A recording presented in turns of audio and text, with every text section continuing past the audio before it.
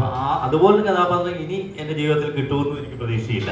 Main കാര്യം ഈ നമ്മുടെ ഏജ് വെച്ച് നായക കഥാപാത്രം ഇനി ആരും ചേർത്തല്ലേ, ആ ഒരു പ്രായമൊക്കെ നമ്മുടെ കഴിഞ്ഞെന്ന് തോന്നുന്നു.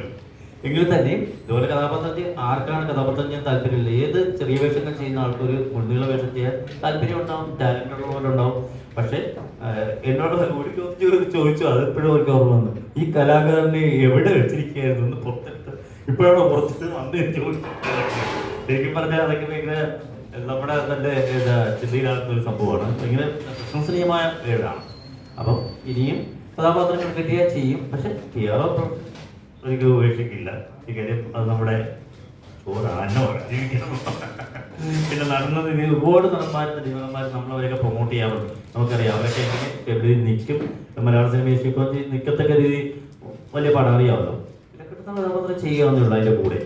അതിനുവേണ്ടി നമ്മൾ പരിശ്രമിച്ച പോലെ നടക്കാറില്ല. ഞാൻ ഹോംവർക്ക് ചെയ്യും കിട്ടുന്ന